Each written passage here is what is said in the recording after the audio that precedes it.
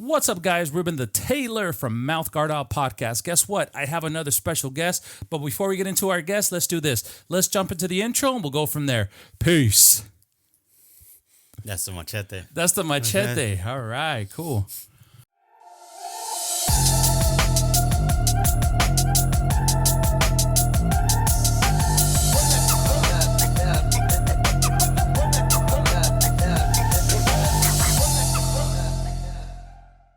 Daniel, what's up, brother?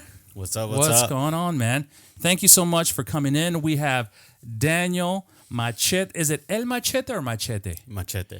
Daniel Machete Alvarez. Where are you from again, sir? In Imperial Valley, Imperial Valley. This guy drove about 2.5 hours today to be here on the show, guys, to bring you guys some good information. But other than the information, guys, I got a lot of questions for this guy because this guy, not only was he a boxer, you're also an MMA fighter.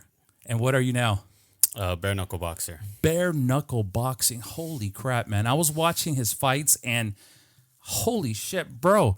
I'm surprised your face heals up the way it heals up, man. Because the last one I saw, I think it was Reggie Barnett Jr. Is that the one? My last fight was Rosas. Rosas. You know what? Victor I couldn't Rosas. find that fight. I was trying to look that fight up. I just saw the highlights at the end. Yeah. But the other one, I mean, wow, bro. This guy, I don't know. Before I get into the questions, is what made you get into bare knuckle? I know everybody already know. Okay, I'm into boxing. You got the gloves on.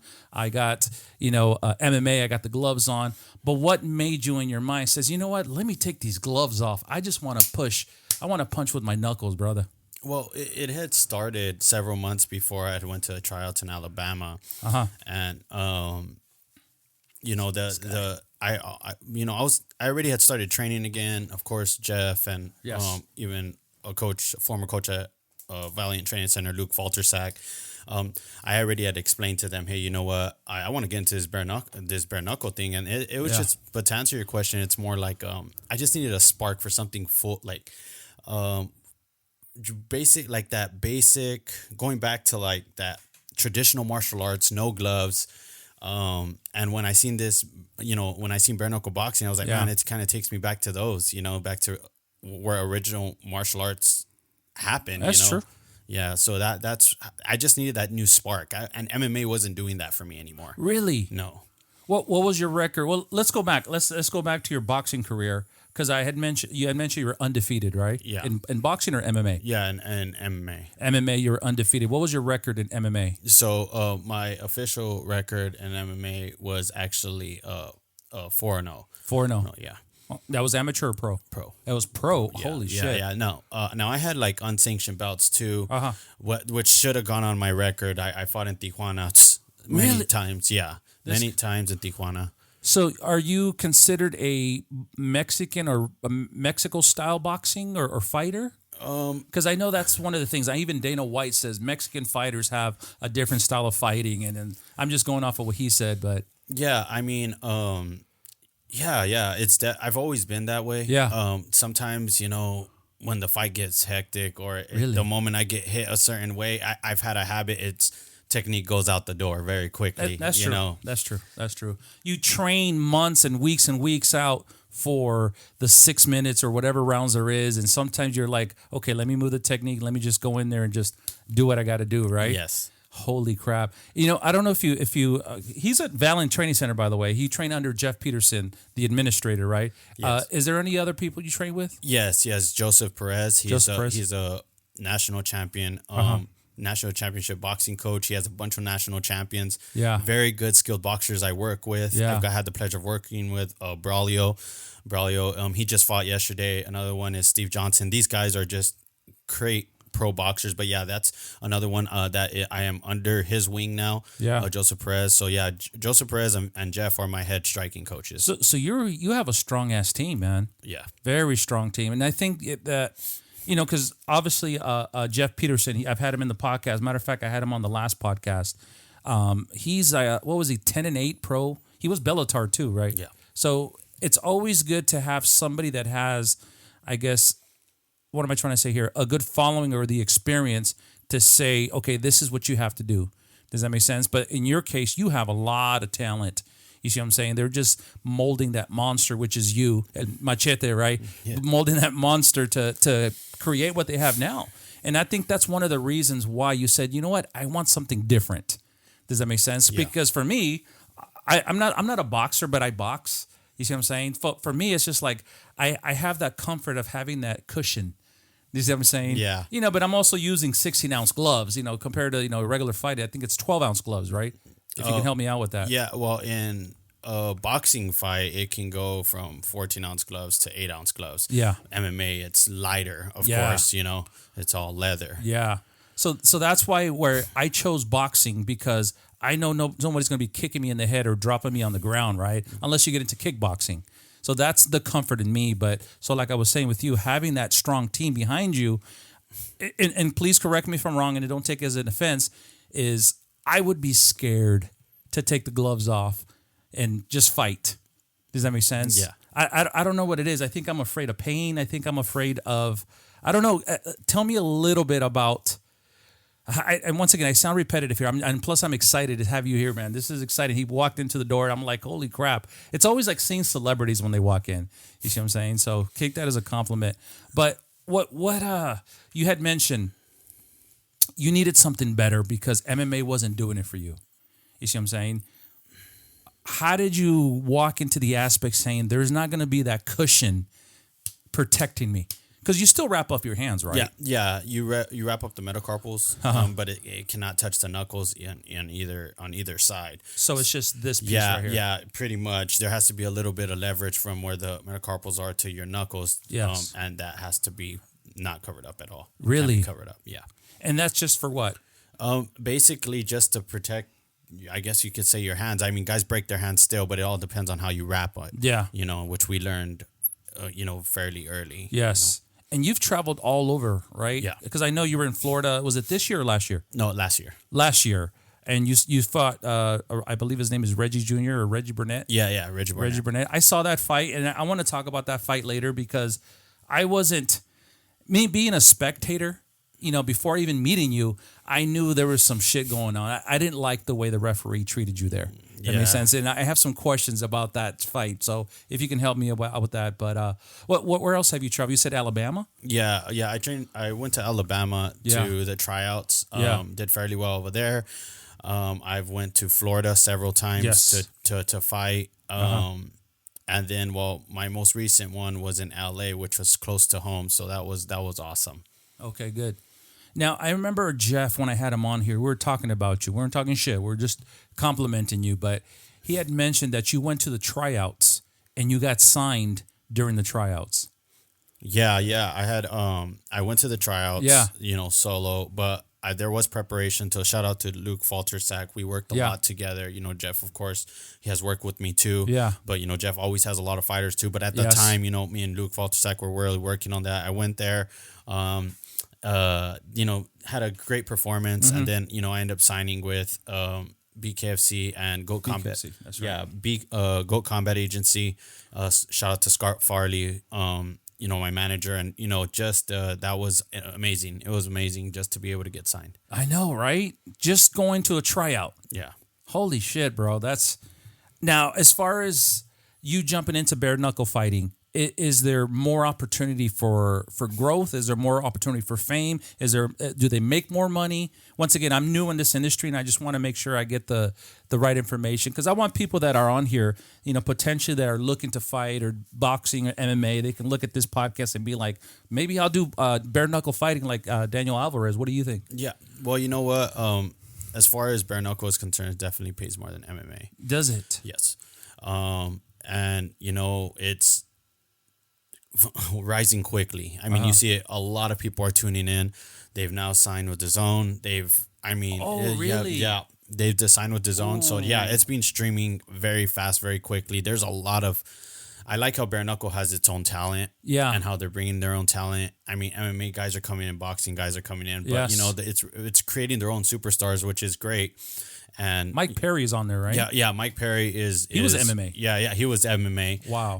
But stuff like, I think it's really cool because despite, I mean, you got to kind of look at the risk and reward here. No shit. All right. You know what I mean? Yes, because you want to be a bare knuckle boxer. Yeah, but just know what can happen during those times. You know, talking about broken jaw.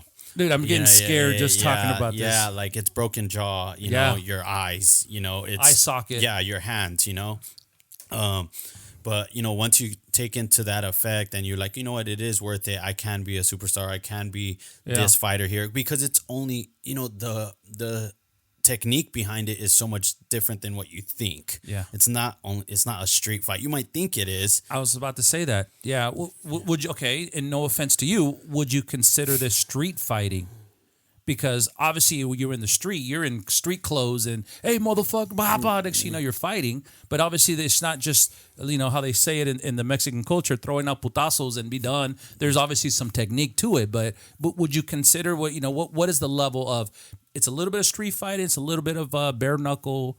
Is it the same? Is it more leaning this way? Or you know what? When I first went into my first one against JR Ridge, it kind of brought me back to when you're younger and everybody, like, the whole crowd is kind of just looking at you and you know, you're going to go to an alleyway or you're going to go right there. Like, it kind of brought back those little feelings as when I was as a kid, but don't get it wrong. I'm not,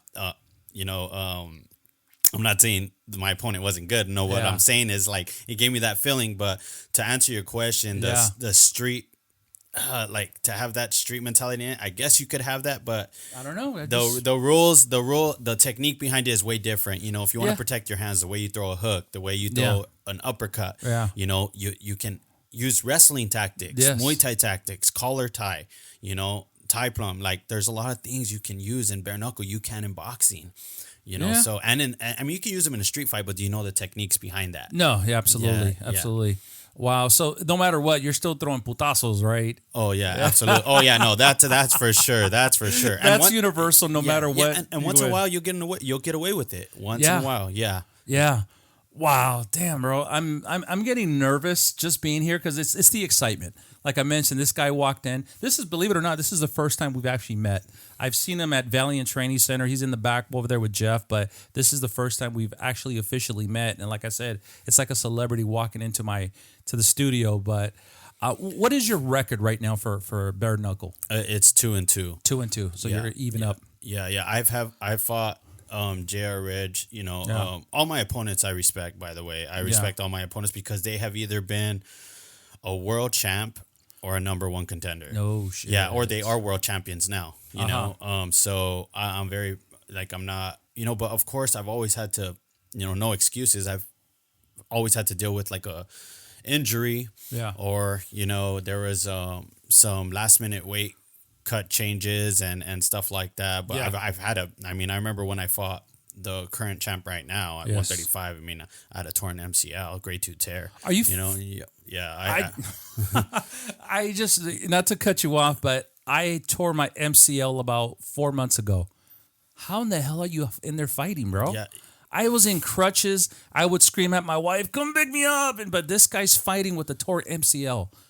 What? Are you all right, bro? You a monster, man? This guy's a Terminator. Oh, that's a good name, Terminator. Yeah, I remember I couldn't run that training camp. Me and Jeff would, you know, of course, Jeff has a lot of experience too. Yeah. So I'd always like to spar with Jeff, and and even our sparring was limited. It was just that training camp was just horrible. Did you tape up or? No, I didn't.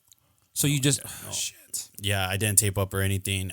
You know, so I had to basically that sucked. Period. I mean, I'd have to run that back, but you know, other than that, you know, my last opponent gave me my hardest fight because even my knee still wasn't exactly where it needed to be, but it was better. Yes. Rosas. Yeah. That guy, definitely. We had a great game plan. Of course, it worked out. But you know what? He's definitely an opponent I do respect. Yeah. Out of all my opponents, man, that guy I respect the most. Really? Yeah. You know what? Like I said earlier, technique wise and everything, fighting wise, yeah. I was looking up the fight so I can bring it up, but I couldn't find it because it was just highlights. But I've seen his other fights, and I mean, yeah, he's a beast, but once again, I don't know what I'm looking at. I'm seeing two guys go at it. You know, there's so many things that I see that I'm like, okay, I know exactly what he's doing, but I'm not fluent in the language of fighting. You see what I'm saying? It's like, double, what is it called? Naked chokehold. I just learned that one a couple of days ago, but hell yeah, man. Oh my God, this is crazy. Now, really quick, a little bit off the violence subject. I realized as I was doing research on you, used to be called the Native. Yeah. Is there a reason why you changed the name to Machete? They actually, several people did. Several people had changed it. They said, the reason why is because every opponent I've faced has been cut except me. Until the Rosas fight. He gave me my first, actually, yeah. Yep. He actually gave me my really good wounds. I mean, tooth was literally out of my lip. And he cut open my eyebrow, like he. I'm looking at your. Yeah, it's a little scar. Okay, yeah, but it didn't look like that at the beginning. Yeah, no, it didn't. It really didn't. Shit. Yeah. Do the machete again, bro. How do you do? Pop, pop, cha, cha. The machete. Yeah. Hell yeah! So instead of doing this, that is sick, man. That is sick. Let's talk about the Reggie fight, because like I said earlier, that was the first time I actually saw you fight. And one of the biggest things that if it was me, I probably would have punched the ref in the face when you flip Reggie over. Mm-hmm. You see what I'm saying? Yeah. It didn't look intentional. It looked like there was like what's it called? The centrifugal force, the motion. He came to you and you're just like, get the fuck off the way. But he made it seem like you flipped him. Yeah. You see what I'm saying? And one thing I fucking couldn't stand when he says, do you want to fight or you want to go home? Yeah. I'm like, really, bro? Yeah. Really? I would have just said, I just want to go home. Because I noticed that referee was more towards the Reggie. Yeah. I don't know. No offense to Reggie. Never met the guy. I just seen him fight. But he was more compromised towards him because I don't know if he wanted it. Because he was undefeated, right? No. He wasn't undefeated, but he had the most bare knuckle fights. Oh, got you. That's it. In BKFC. That's it. So I don't know, man. Correct me if I'm wrong, but once again, being non biased here, when I was looking at the fight, I'm like, what's this guy doing, man? He was taking care of him instead of taking care of you. And then if you can give me a little bit more insight of what happened with the motion and you flipping, because that was a good ass flip. It was just yeah. So I mean, obviously when you have a wrestling background and I wrestled and grappled and especially over there Valiant, they're huge on wrestling, grappling. It was definitely not intentional, but I knew what he's done in the past when he leans over and then the clinch comes and then the hits to the side of the head or whatever, and I knew he was gonna do that. Yeah. So when I used my slip, he leaned over. Boom. That's when I tossed him over. But anybody who doesn't know wrestling. When anybody who doesn't know wrestling would know, I didn't intentionally slam him. No. If I really wanted to slam him, I would have slammed him. You didn't want to power drive him and shit. Easy. It's not about how, it's about when I wanted to. I think you mentioned that in the interview. It's like, I'm a wrestler. I know what I'm doing. I know the difference between a slam and moving him out of my way or something like that, like you said. But that fight right there, man. And unfortunately, you didn't win the fight, but I saw it as like, okay, there could have been better. He could have given you a little bit more opportunity, but at the same time, too, that's where you broke your hand, didn't you? Yeah. I broke my hand in the first round. I broke it, and then all my fingers were completely dislocated except my thumb. And I noticed, and sorry for interrupting, when they got him, when they raised his hand, I saw your fingers like this. You were like holding your fingers together. Yeah. And I'm like, oh, fuck. Yeah. What happened is that my first exchange, I believe my fingers broke just from. I mean, whenever you go through severe dehydration, your bone marrow is thinner. Everything's weaker. There's no moisture. There's no moisture. Yeah. So, I think that had a lot to do with it. I cut massive amount of weight for that fight. At the time, I was already inactive for maybe 9 or 10 months because backed out fights back to back. I went up weight. I went down weight. I even went up. I don't fight at 155, but I even accepted a fight at 155. So you had to gain weight? Yeah. First we cut weight all the way to 126. Oh, dude, you were skin and bones. Yeah. We cut all the way. I cut all the way down to there. And then they tell me that fight's scratched. He didn't accept it for whatever reason. Where was this going to be? This one was going to be in Albuquerque, New Mexico. Okay.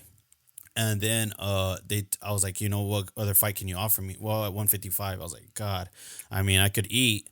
But at that point, it was so hard. I remember drinking like a gallon of chocolate milk. So just to gain fat. Yeah, just to gain fat.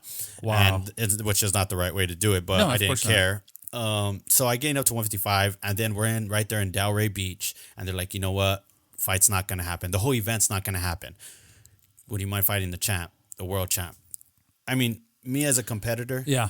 I'm not going to say no to that. And that was a 6-day notice, I think, right? Yeah. 6 days, and then you had to cut weight. Cut weight. So how many pounds, if you don't mind me telling, how many pounds did you cut in 6 days? In total, I did 36. You lost, oh, shit, bro. 36. I have a hard time losing 10 pounds in a month. Oh, man, bro. Yeah. I cut 36 pounds, and then just being up and down weight, that wasn't the first time. You know, I had 3 backed out fights before that, so I had to cut during those weights, during those times too. Is that the heaviest you've ever been? 150? Not really. Like but for those training camps, I was. Because, well, obviously, I was still trying to I was trying to be active, then I wouldn't be active. This fight would fall out, and then this one would come up. I was just trying to get a fight with anybody. It doesn't matter. It doesn't matter. Holy shit. Now, if you had an ideal weight, if you say, hey, this is the weight I want to fight from now on, what would your be ideal weight? So you don't have to worry about breaking and losing and shit like that. 135. 135. What do you weigh now? Right now, I'm at 150. 150. That's how much I weigh right now. 150. I'm just playing. Call that around 230. That's what I weigh right now. 150, 135 will be your ideal weight. Yes. And is that still considered bantamweight?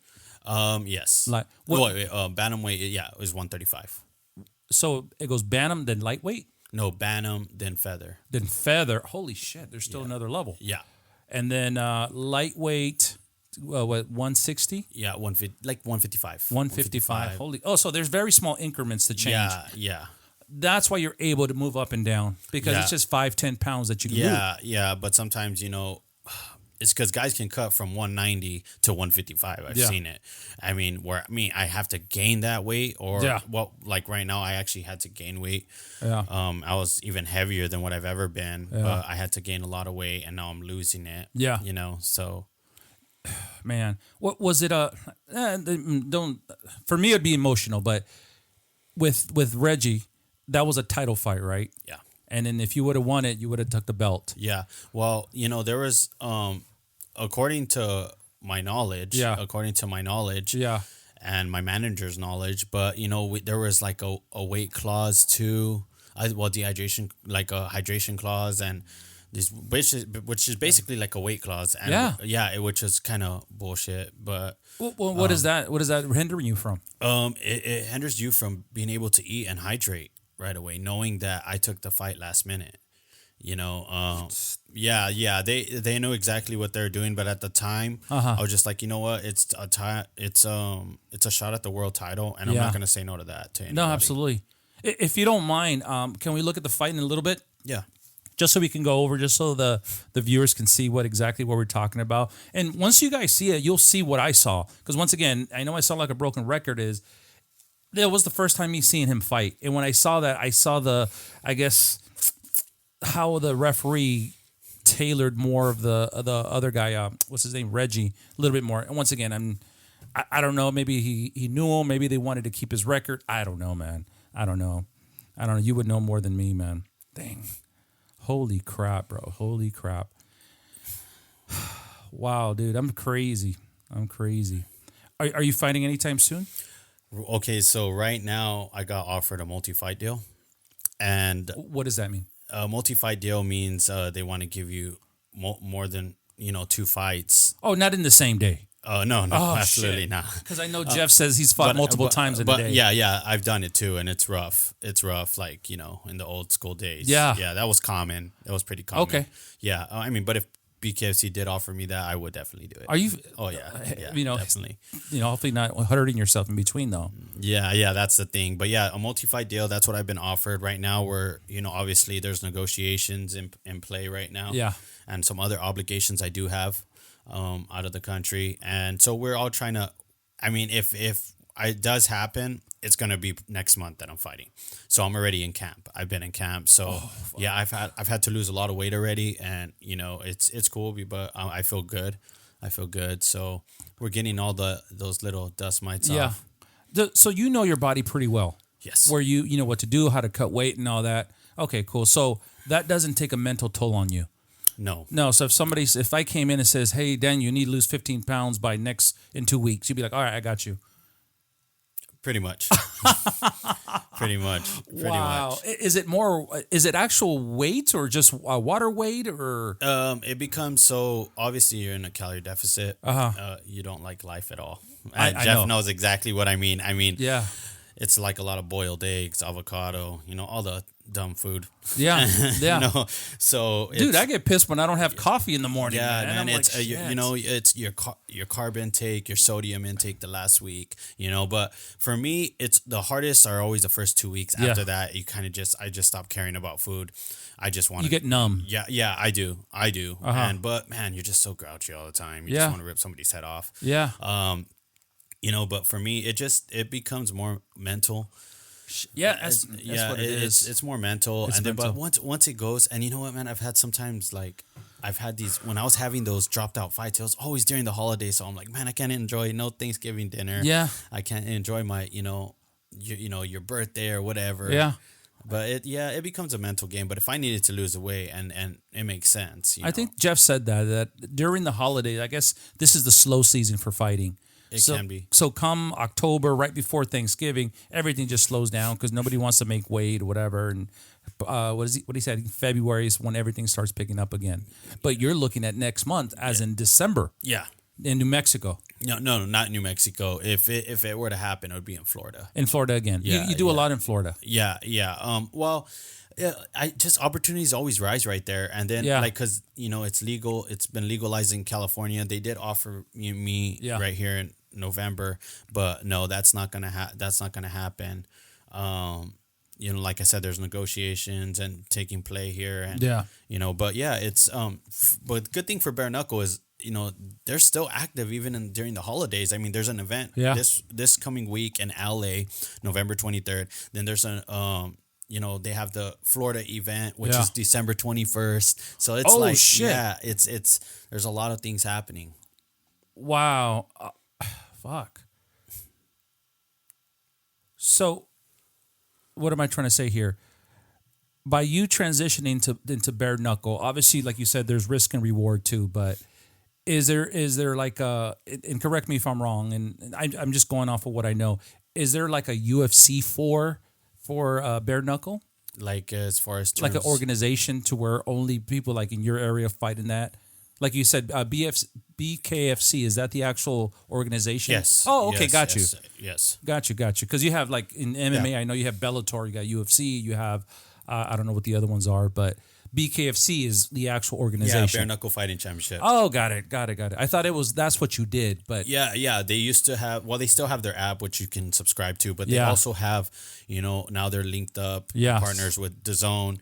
They've also partnered up even with Ryzen from, in Japan. And that looks pretty cool, you know. I've always wanted to fight in Japan. Really? Have you been overseas? Oh, yes. Thailand? Yeah. Oh, yeah. I've been to Japan, Thailand, Korea. Really? Yeah. I've had the pleasure of training over there, too. I've been there. I was there for a limited time. It was more Japan, Hiroshima. What were you doing? A Muay Thai? No. We were doing like a lot more judo. Really? Jiu-jitsu, yeah. Oh, crazy. Yeah. I was doing more jiu-jitsu and judo over there and striking too. Striking? Yeah. Cool, man. Even as far as karate too. Have you ever competed over there? Oh, no, just trained. I trained out with, that's one off the bucket list. If I could fight over there, Bare Knuckle, I would love to. Yeah, that's, oh man, I've been wanting that with for the native? Years. Yeah. You would want to do a native? Oh, yeah. Oh, dude, can you imagine? It's like, what's that one movie with Bruce Lee, Enter the Dragon?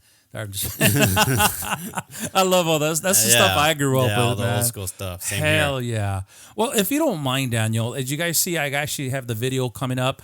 Can we watch the fight? And I want you to go over, and I'm going to point out some stuff, like especially when the referee says, you want to fight or you want to go home? I would have just punched him and says, I want to go home. Yeah, I actually commented back to him. Did you? What did you say? Why don't you go home?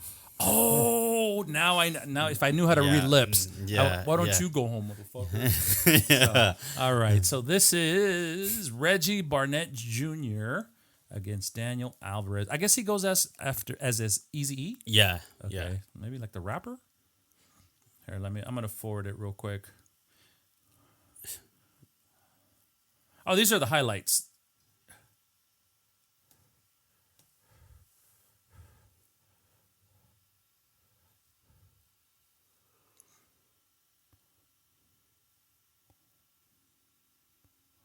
That's it right there. Yeah. I'm going to pause it right there. I saw the momentum. So it's not like you went in there and says, oh, I'm going to fucking slam you. The momentum came to you and you just flipped him. And correct me if I'm wrong. If you can break it down one more time. I'm going to play it one more time.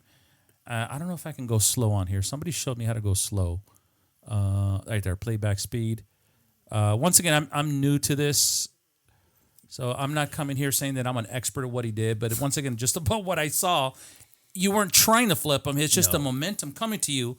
It just looked like you did. And I'm pretty sure that's what the referee saw. So why'd you flip him? Look at right there.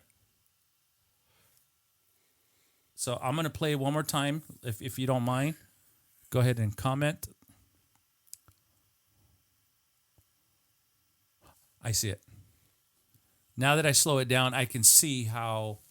And you slipped, and he just got on top of you. Yeah. Well, what happens is he likes to lean over his opponent, clinch the back, almost kind of like a collar tie, and then he starts throwing. And sometimes he's even hit the back of the head. I've been hit.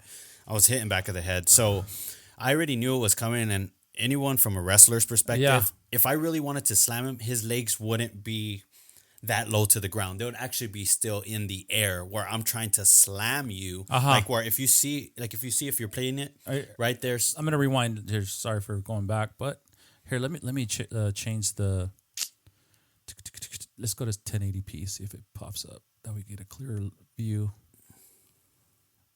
Yeah, now that I slow it down, I see it different now. Because obviously when they show the actual fight, it's quick. But I should have slowed it down when I saw it the first time. Let's it slow down. There he is. Tell me when to stop. Boom, he throws it. He's trying to lean. Okay, right there. You see how I'm holding on to the back of his knee? Yes. His legs? Okay, so at that point, I already knew it was, okay, he's over me. I can choose to slam him or not. If you noticed, I'm literally holding on to his legs if you keep playing the video. Okay. If you don't mind, I'm going to rewind one more time so we can see the whole thing. There we go. There it is. Boom. He goes. Yeah, I'm still holding on to his leg. If I wanted to, I would have just let him go immediately. It looks like you just rolled him off your shoulder. Yeah, rolled him off my shoulder. That's all I did. And then he does a little dramatic scene, act like he got hit in back of the head to sell the fight. You know, he was, it's he like had the best acting skills. Yeah. It's like the soccer players. Yeah, he had the best acting skills. Oh my God. He was not hurt at all.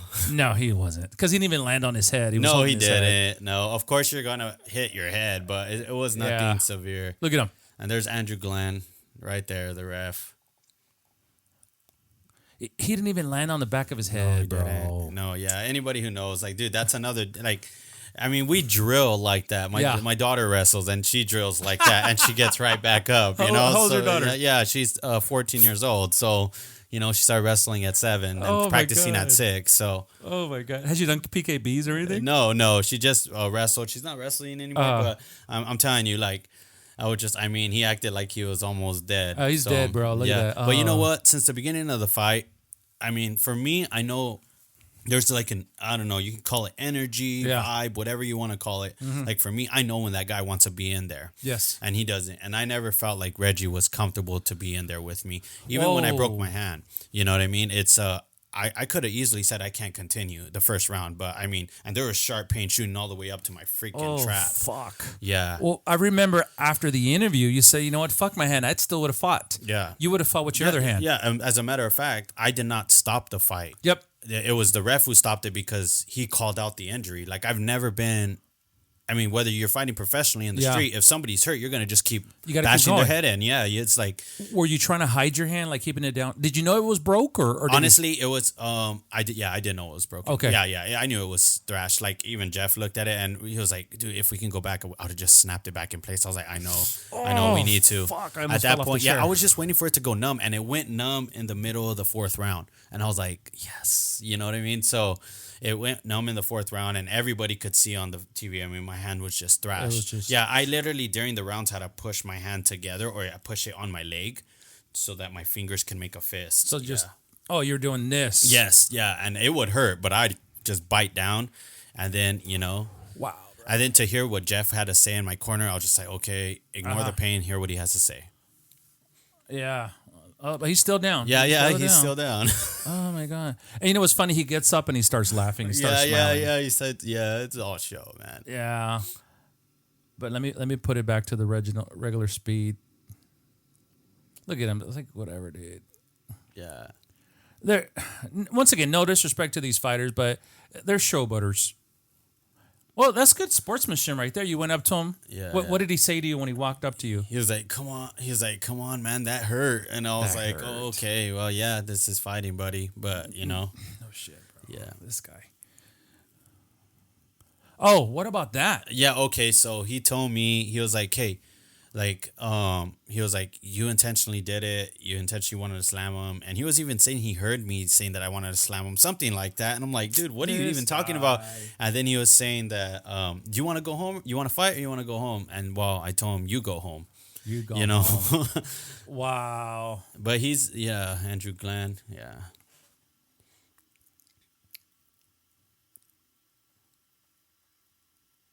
That's when I told him, you go home. So your hand was broken at that point? Yeah, it was already broken. Oh, fuck. Yeah, it was already broken. Are you trying to protect your hand? I am, but and I'm trying to ignore the pain. Like you see it, like I'm trying to parry, but I can't, and I can't hit him, and I can't clinch. You're almost just pushing him out of the way. Just Yeah. probably using this to block, right? Yeah, or yeah, to parry. Yeah, to parry. So your main hand, which one got broken? Your right or your left? This one. So you're right.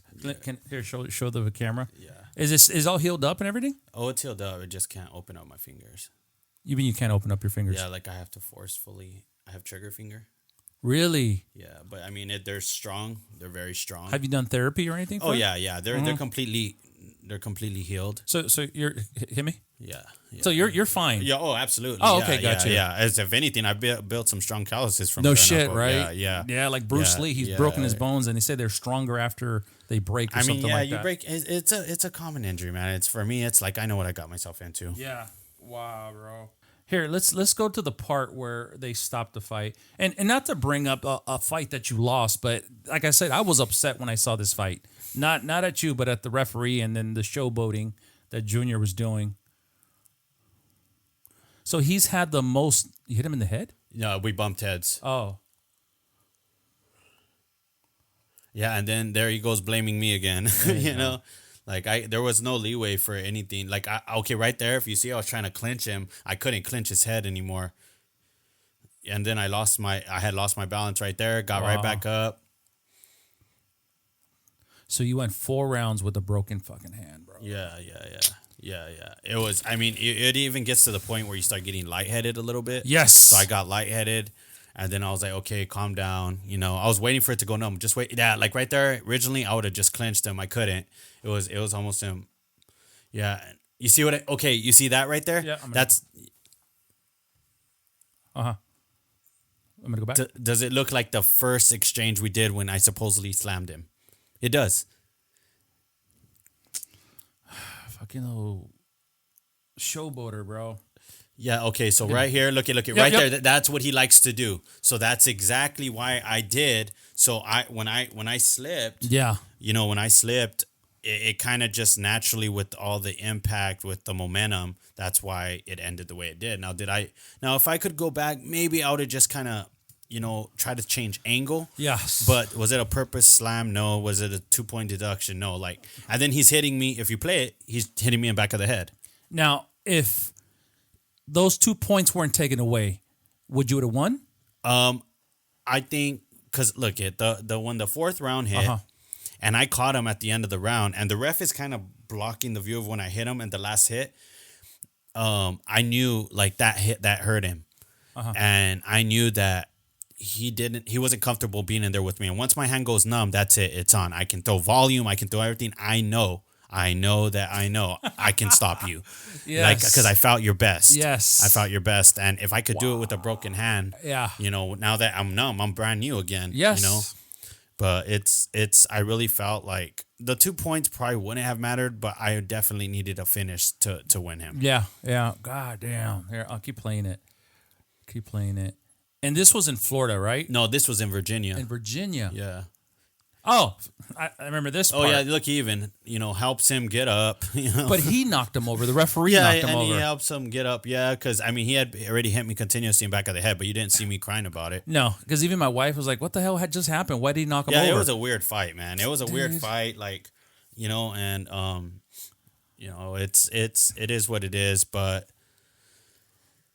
So he grabs him. And then Andrew Glenn, I think, too, didn't have as much experience in bare knuckle at the time. Oh, that's the referee's name? Yeah, Andrew Glenn. Andrew Glenn. Okay. Yeah. Got it. Yeah, there he goes. You know, he's like treating you like a hey, get over there. Yeah, like which they have to, but yeah.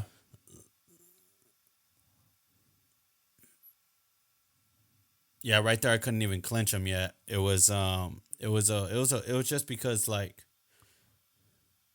you know, during that round 2, man, I was so lightheaded just from the pain. Just from the pain. Yeah, but okay, right there he's pointing at my hand injury. And he knew that my hand already had went numb. Like my hand already had went numb because I hit him at the end of the round. And so he calls out the fucking he called out the broken head. So I'm right there like, oh, come on, this guy, like, you know, it's fight, man. I've already fought you for, you know, 4 rounds or whatever. Yeah. Let's go.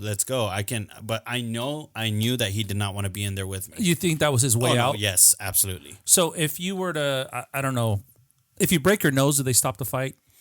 I mean, I guess it just depends how bad it is, but I've seen some pretty bad broken noses in BKFC, and they don't stop it. It just really depends on the circumstance. Maybe even the mood that the doctor's in and the ref. Yeah. I mean, I've seen some pretty bad injuries, and they still don't stop. They still going. Yeah. Once again, no disrespect. I have nothing to do with BKFC. It's just he's a big diva, bro. Yeah, he's a diva as hell. Yeah, but you know what? You know the guy is talented. I will tell you that. Yes, he is talented. I've never fought a guy that's not talented, or that is not a professional. Well, especially to be at that level too. Yeah. He's a champ for the reason. And that's why I accepted the fight. And he did give me his respect after. But like obviously, I hope that you know, if whatever happened, I mean, no matter what, the outcome has led me to be where I'm at now, so I'm not mad at it. It was a good experience. Well, I'm glad you're safe, bro. But like you said, experience. But yeah, that's where they stop. That's where the doctor comes in, I think. Yeah. Looks at your hand. Was Jeff there? Yeah. Yeah. No, Jeff wasn't right there at the moment. Yeah. Yeah, Jeff was in the corner, and then they're having me look at the hand. And then, that's the doctor right there, right? Yeah, and then they're moving it, and then but it already had went numb, so I didn't care. Yeah. So was it adrenaline? I guess adrenaline's already there, and your mind is focused on something else other than your hand. Yeah. It was, and then you know you're dehydrated like crazy. Yeah. You know, so you know what's funny is I saw his interview. He said that you poked him in the eye. Did you see that part? He goes, he poked me in the eye and blah, blah. I mean, it could have probably happened. I mean, I couldn't. It was hard for me to close my fist at times. Oh, so you went in like this. Maybe. I don't remember, but maybe it did happen. But it's not going to be intentional to where, dude, I mean, I couldn't even close my fist. I think it was another post-interview that I saw. He goes, he came in, he poked me in the eye. And I'm like, poke you in the eye? What do you mean? That's the thing. You didn't go in there like fuck. And then they kind of forget too. Like, dude, you guys wouldn't have had a main event if it weren't for me. Yeah, you wouldn't have had a main event. So, what was he? Dominican or Puerto Rican? No, not at all. No, just black. Yeah, got it. Look at he's even smiling at him, and I don't know. For me, I just saw a lot of. I wanted to give him a kiss on the cheek. or something. Probably. You're all right, bro. Here. Make sure you give me the $10 million that you told me you're going to give me at the end, right? Yeah. Don't forget about me, bro. Wow, this is intense, man. We're going to smile together. Let's celebrate, brother, if you don't mind. Yeah. I don't know if you like sparkling water. Yeah, I do. Absolutely. Pellegrino, like always, sponsor the show. I love this stuff right here, man. Hell yeah. Salud. Cheers, brother. Congratulations on future fights, and your body, bro. Your body. I respect that. Much respect. Yeah, sponsor the show. I'm trying to get a sponsor too. I'm trying to have these every time I do a podcast. Sponsor the show. I want to just have cases and cases of sparkling water. I used to do Monsters all the time, but not anymore. Not at my age, man. I'm actually cutting back down on my energy drinks. Are you for real? Yeah, it's a hard sacrifice. I love it. Yeah, I love energy drinks, man. I'm huge on energy drinks. I'm a whiskey guy. I drink a lot of whiskey. No, I'm not an alcoholic, by the way. I'm bourbon too, man. Really? Oh, yeah. Do you smoke cigars? Once in a while. Yeah, right now that I'm in camp, I'm not doing anything. Yeah, of course. Yeah, I'm an angel right now, you know. Well, I have a 15-year-old whiskey. If ever in the future, I have a pool in the backyard. I have a selection of cigars. I have some H. Upton, some Dominican, some all that stuff, bro. So you're more than welcome to come back in the future after. Maybe we can celebrate after a fight. Yeah. Absolutely, man. Now, unfortunately, I wasn't able to see the Victor Rosas fight, but you did show me on your phone. That was a win. Where was that taking place? That was in Los Angeles. That was LA. Knucklemania 4. That was one of the biggest Knucklemanias they've had. So you were at home already, so you didn't have to travel, worry about fatigue. Yeah. That was a good weight cut. Yeah. We had a good game plan. At the time I was only working with Coach Joseph Perez. Yeah. For a limited time, and he had to pretty much try to, which is so much props to Coach Joseph Perez. Yeah. Joseph Perez. That guy, I guarantee, is going to be one of the top coaches in boxing. Absolutely. Because he was able to get my style and enable it to match what me and Jeff were working on and what we've been working on. So I like that, to be able to evolve in that way. And we're still doing that. We always, me and Jeff always have a game plan, and me and Joseph always have a game plan, and it's like he's doing that as my striking coach. That, both of them that I've been working with. Wow. Let me ask you that. I don't know Joseph. I've never met him. Is that a camp on your area, by your area? Yes. Right? Cool. Yes. How did you meet Jeff? I met Jeff one day. I walked into the gym. Jeff Peterson, the administrator. Yeah, Jeff was back with the old school Alliance team. Yeah, and that was one of the top MMA gyms like in the world. Really? Yeah. It was in San Diego. Top fighters from there. Even Alexander Gustafsson has trained there. Who fought John Jones. I believe Michael Chandler was there at one point. Dominic Cruz. All these guys. Jeremy Stevens Stevens was there too. So, so Jeff comes from all that background. Yeah. So I walk into the gym. At the time, they were still part of Alliance. Did you just go in there to spar or what? No. I go in there to get some training done. Okay. I already hadn't competed in years. I had got some pretty bad injuries. And so I healed up. I was like, you know what? I don't want to live in some kind of regret. I want to get back into fighting. I want to start training again and fighting. I think I can really do this again. You already boxed and did MMA, right? Yeah. I already did all that. I already did all that, but I haven't trained in a while. So, you got to get your body to adapt again. Yeah. I ended up meeting Jeff. He always welcomed me in like one of his own. So I appreciate that. Jeff is cool, man. I love Jeff, Luke, Kim, they're all great. Never met Luke. I always hear about Luke. Never met him though. Yeah. He's also, I love watching that guy's fight. His old clips too. Wow. I like his style. Jeff too, and anyway, I walk in, they invite me. I even go to a team practice, we wrestle, and I'm able to do all that. And anyway, that's how it all started happening again. I walked into the gym, but I already had in my mind that I wanted to compete again. So I started getting dedicated right away, getting my diet, and that was years ago. So since it was Alliance, what was that, like 5 years ago, 4 years ago? Yeah, something like that. And then, it became Valiant Training Center, which they branded their own gym now. It's very, very, they're in all the MMA shows around. Yes.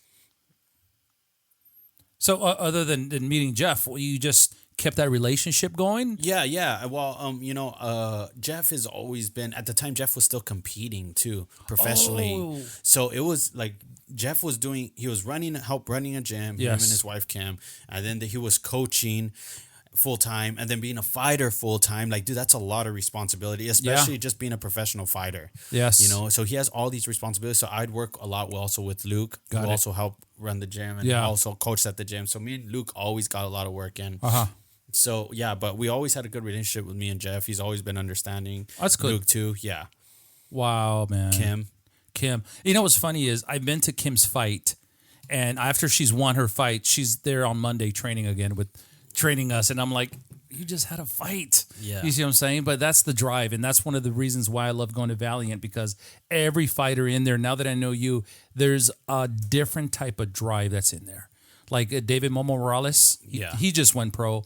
He told me when I had him on the podcast, he'll fight that Saturday, and then Monday he's talking to Jeff, all right, when's my next fight? Yeah. You see what I'm saying? And that's the little, I don't know, I'm going to call it that little gear, that little seed in you guys' heads that you're like, what the fuck? I would have took 3 months off after if I would have want to fight. I'm like, I'm going to Cabo, I'm going to this, I'm going to Vegas, I'm coming back, I'm getting fat. But you guys, because you're still in that momentum, you want to go ahead and, all right, what's my next fight? Because you're already in that mind frame, correct? Yeah. You see what I'm saying? Okay, I already made weight. I'm a competitor. Really? So I'd fight every month if you let me. You know what I mean? But you know, there's other obligations I have now, and so shit, bro. Yeah, so but I definitely want to stay active and compete, and you know, and I'll be honest, man. Yeah. I hate training. I don't like it. I don't like exercising. I think it's stupid. No, but you know what, man? If you ask anybody who knows me, I train very hard and I don't leave any excuses. You know, I'm always training. Yeah. It's because it's a necessity. If you want to compete, you have to train, you know, and there's no excuses with me, man. I'll travel hours to train. Yeah. You know, and wow. If for some reason you had a chance, I don't know if it's like this in MMA, somebody in MMA calls you out, would you go back to MMA for that fight? Or would you know what? I'm bare knuckle. No, I don't deal with this no more. I like bare knuckle, man. Yeah. I'll do boxing. You know, I'll do boxing just depending depending on the promotion. But I love bare knuckle boxing. And, really? Yeah, man. It's a pure form of combat. You know, there's no. First of all, the ring is small as hell. Yeah. Second, you know, and then second of all, you know, you're gonna really see. You see, it doesn't take power to knock somebody out. It just takes accuracy. It takes precision, you know? And correct me if I'm wrong, bare knuckle fighting is still kind of small. Or is it growing? It's very big. Is it? Yeah, it is. Maybe because I'm seeing it from my perspective. That's why I don't see as much of it. It's actually worldwide. Like, I mean, if you see a lot of Instagram highlights, knockout highlights, I mean, bare knuckle is where it's at. I mean, a lot of people are coming over here.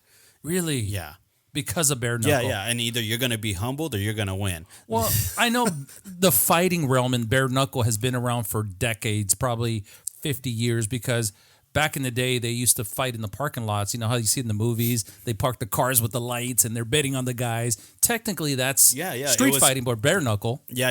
I mean, the UK. You know, even Mexico, they have traditions to fight bare knuckle, you know? I didn't know that. Yeah, they do. Because I thought Mexico was just a boxing. Yeah, like in Michoacan and stuff like that. Yeah. And, you know, I've seen even in Mexico, you know, they do like these little, I mean, for them, it's like fun, all fun, but... You know, I've seen that, but this was made like bare knuckle boxing was before boxing. It was a true form of combat. There's even techniques and strategic techniques you can do that was in the UK. So I'm just really glad that this sport is alive. Yeah, and it's flourishing, man. Obviously, with new ownership, and the BKFC have new ownership with which is Conor McGregor. Yeah, but David Feldman is the one who built the company. I made it what it is, and then Conor McGregor is now one of the owners. So shit, that's sick. So Conor obviously, a lot of partnering, and DAZN now. DAZN is a huge platform for boxing and combat sports. So, but. I'm very thankful to be where I'm at. Absolutely. Yeah. Absolutely. I have nothing but respect for you and all the fighters that go out there. And for us, man, with all due respect, it's entertainment. You see what I'm saying? But for you, it's just that platform to say that's going to make you better, become a champ. Because I honestly, I have no desire of fighting. I don't care if I amateur or whatever. I just go to train. You see what I'm saying? Because I always think fighting, and correct me if I'm wrong, it's like chess. Does that make sense? Yeah. For example, I need to know your second and third move before I throw my first move. Yeah. If I come in like that, I already know you're going to come this way. I don't know. Correct me if I'm wrong, but that's how I look. I play chess, and every time I play chess, I have to know at least 2 to 3 moves before that. And I don't know if fighting, even if it's just MMA or bare knuckle, whatever, is it like that? You know what I've learned? There's techniques I've learned on MMA side and boxing. Yeah. So boxing, because I train with Coach Joe or Coach Joseph, and I've seen the fighters he's bringing up and has built up. Yeah. And from Jeff's perspective on his MMA technique, it's in a perfect world. Yeah. You can plan for that hit. If I throw that 1-2, you're gonna come back with a 2-3. It could be anything. You could catch. Throw a 3-2.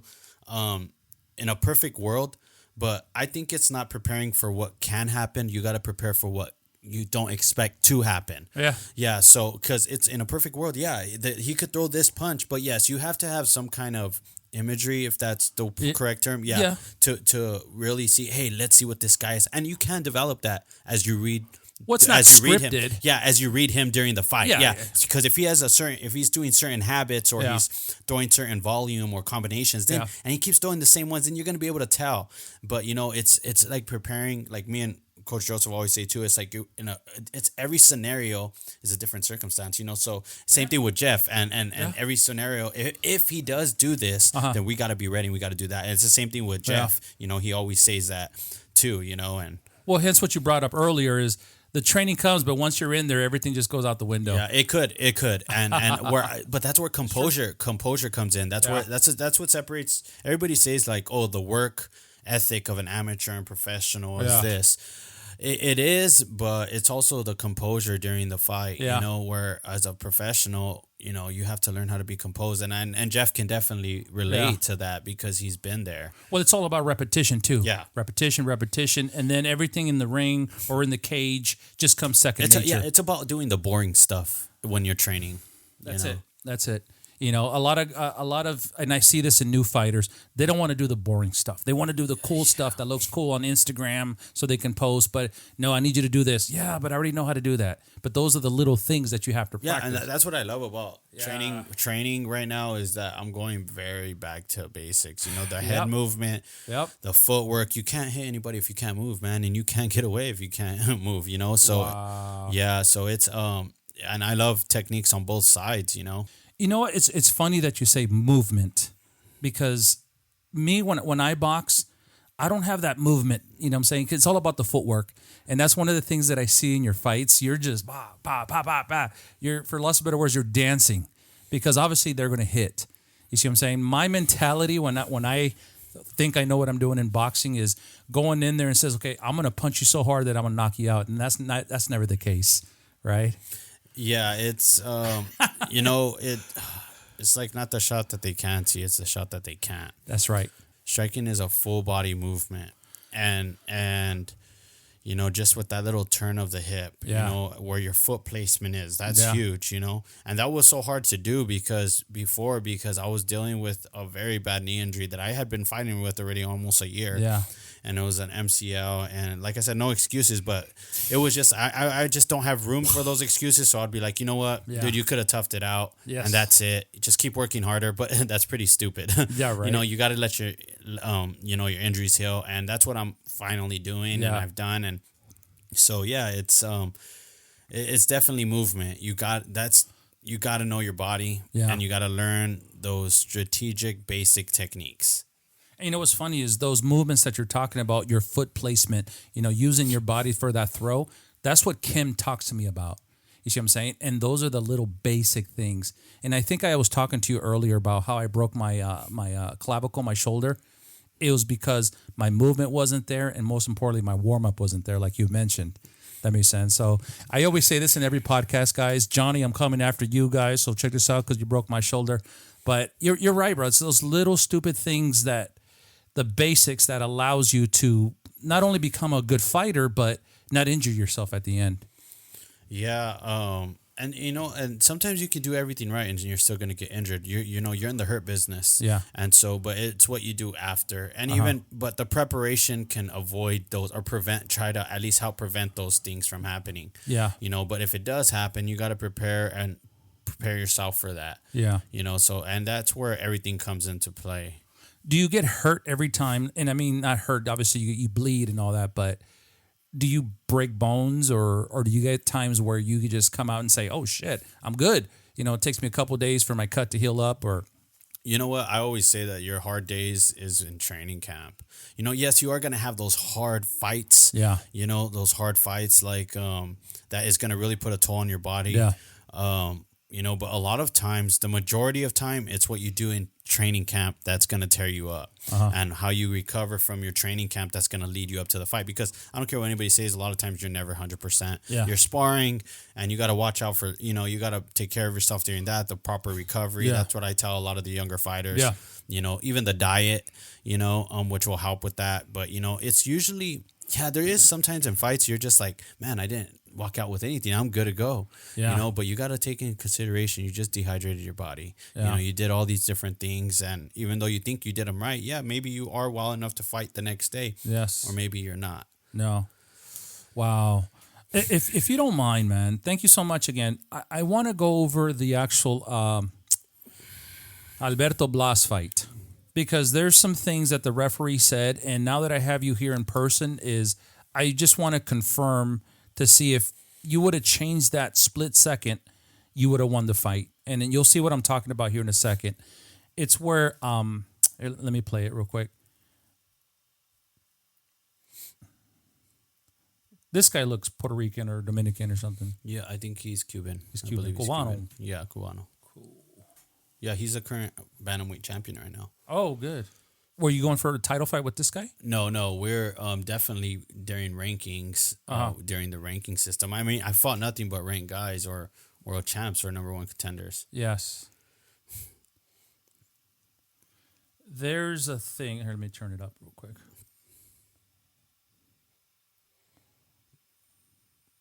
Is this that guy Beltran? Is he pretty famous? Yeah, he is. And he's you know what?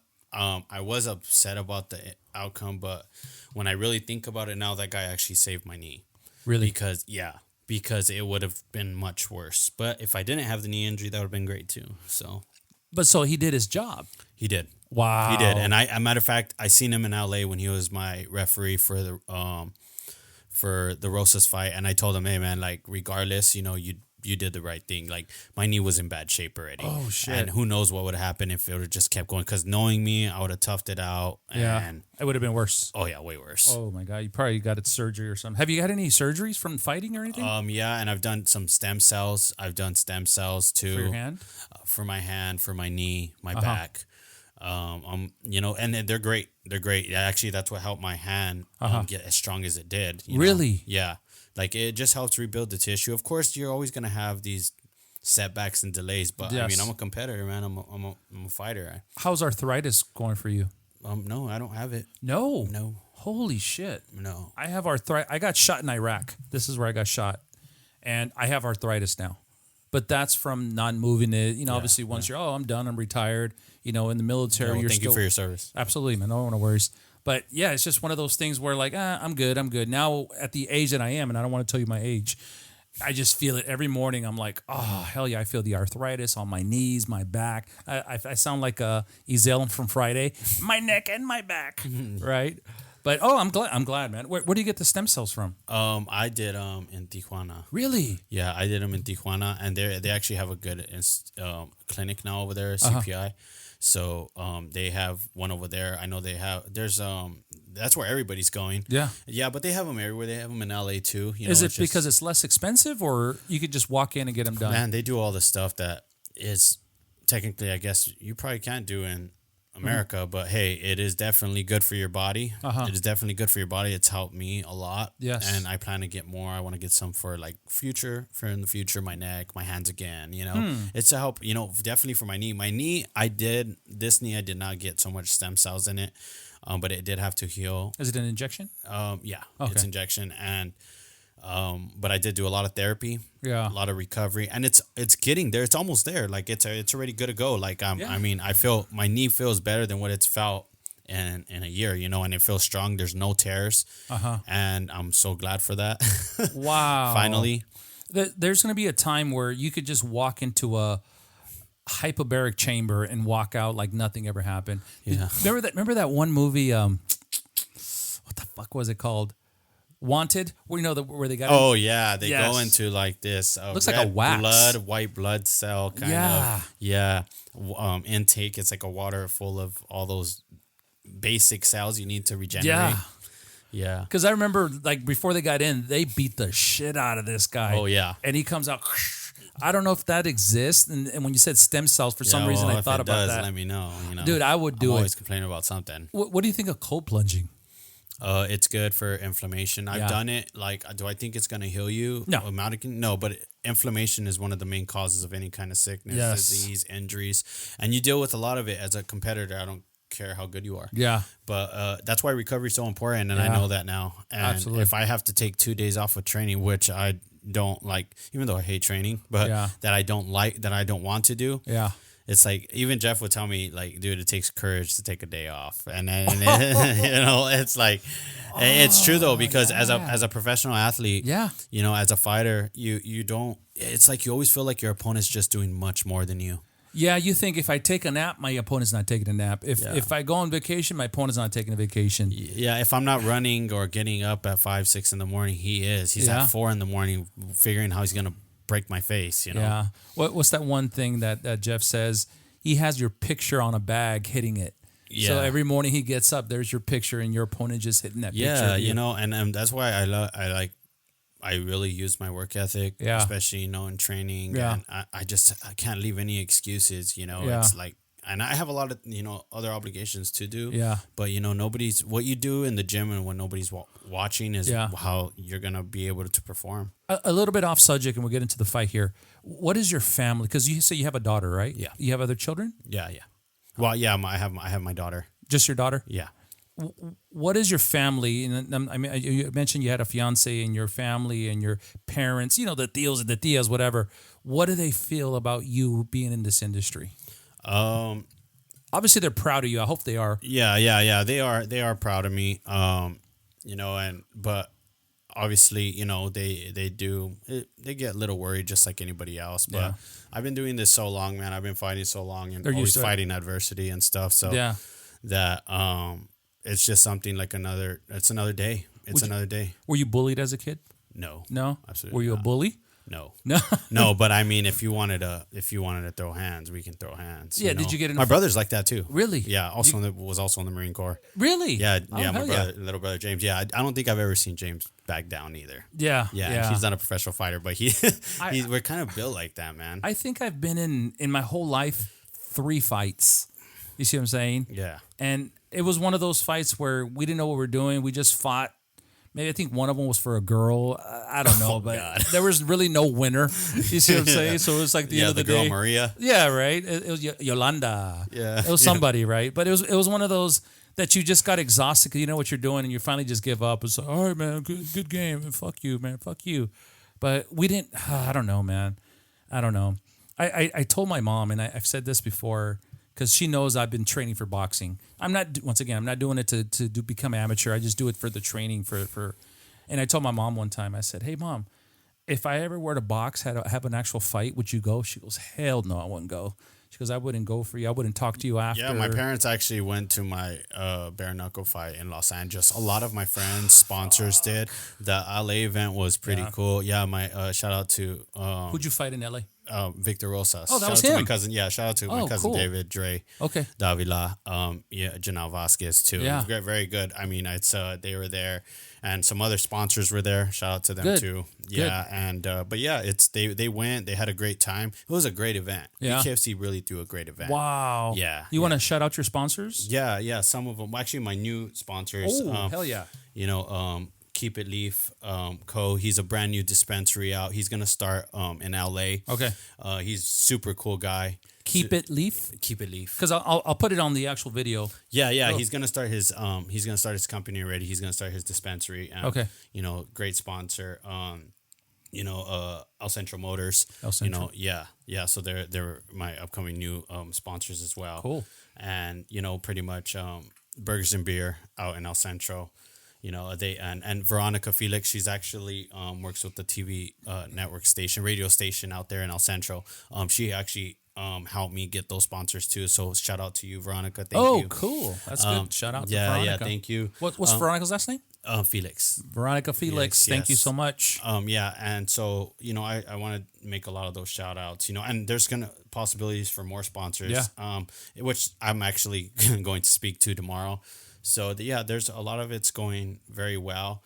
But what I like about what's happening right now is that I'm very focused on my training camp. Yeah. And how we're gonna be able to improve. I'm looking forward to a lot of ways, like how I'm gonna improve this next fight. Just due to how the multi-fight deal goes. Yeah. Also, shout out to Scott Farley, who's been Go Combat Agency, who's been really working on that and working for me. He's been my manager for a while now. Yeah. Yeah. He's one of the first managers for Bare Knuckle, I believe, so he's been there for a while. Wow, good job, bro. Good job. Hell yeah. So shout out to the sponsors. How do you become a sponsor? Let's just say, for example, I want to be your sponsor, but what would happen, or how does that work? We go over the obviously the terms. I give you my sponsorship proposal. Do you have a lawyer? Yeah, I do. Okay, good. I have a lawyer. Yeah. I have a lawyer. So usually my manager also goes over it though, Scott. And if I need my lawyer, I have him look at it. Yes. I do have a lawyer. He's out there in Los Angeles, and so if my manager feels it needs to go do another term or whatever. Yeah. But usually I just give you my sponsorship proposal, and I tell you what I'm going to do. Mm-hmm. Obviously I'm going to be promoting you at my next fight, and if something does change with my fights, we always work it out to where I promote you the next fight, which is what I'm doing now.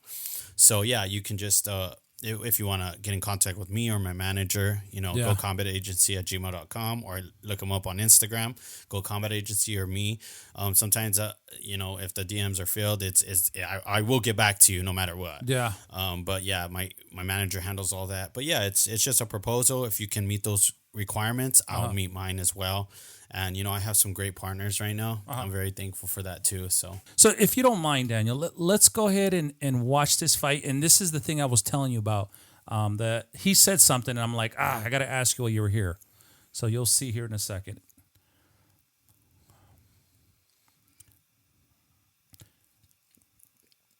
You see your movement? You're like, you're ready.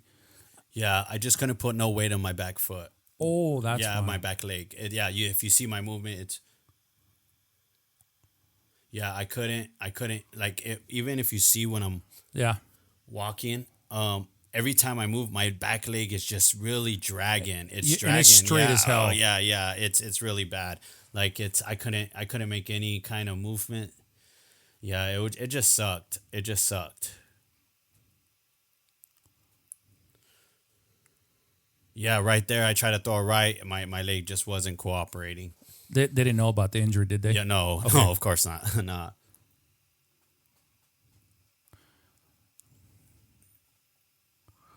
Yeah, right here, he catches me, but it wasn't boom. Boom, right I there. get out. I get back up right away. I get back up, but that back leg's just not cooperating. So, and once again, correct me if I'm wrong, your movement was more of a hop.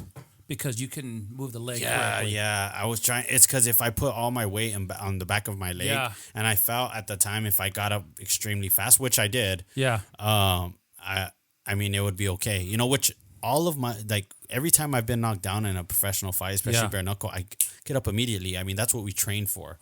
So I couldn't put any weight on my back leg. But I mean, Mike Beltran, I was upset at the time. I was like, dude, I can. It's the same guy. Yeah. Holy shit! But he did his job, and I'm glad he did it because right now it would have just, like I said, I could have been out for 18 months, or 2 years. Who knows? But and that's the question that I was going to bring up on this fight. One of the commentators or somebody in there says you should have waited for at least a 5 count to compose yourself and then get up. But now knowing that your MCL was torn, it wouldn't matter if you waited the 10 seconds, the 5 seconds. It didn't. If anything, maybe getting up slower would have probably made me hurt more rather than just get up right up from that adrenaline hit. But regardless of whatever, I don't take anything away from Alberto Blas. But would I love to run it back? Absolutely, especially right now.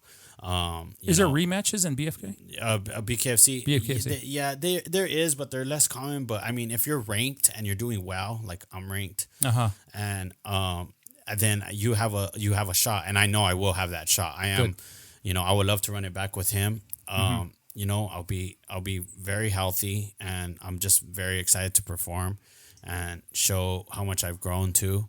Yeah, and then so that's all gonna come into play. Especially not dealing with any injury. Yeah.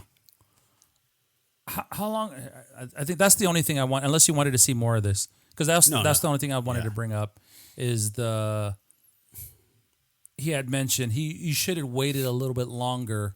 Before you got up. They did say I should have waited a little bit longer before I got up, but but they didn't understand the circumstances either because they didn't know about my knee injury, and I'm not gonna right here be shouting it out. Hey, I have a knee injury. Yeah, and once again, in all due respect, I saw the movement, and I'm like, damn, this guy's fast, but it was more of a hopping because you didn't want to move with your leg. Yeah. Because your leg was stiff. Yeah, and then there's other things I had to deal with personally. Yeah. during that time, I won't talk about that. But I had to deal with some things, and so it wasn't.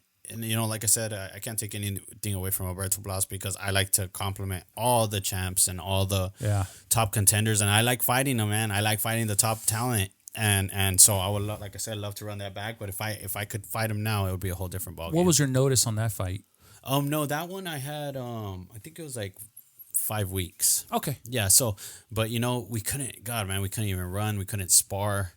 We can't. The weight cut affected the weight cut. I mean, I was just like, okay, well. Did the stem cells help with that? Did you? I did some, and it did help. But honestly, what really helped is just recovering the right way, taking my time. Because even with Rosas, my knee was still a little edgy. Yeah, but not as bad. But right now, it feels great.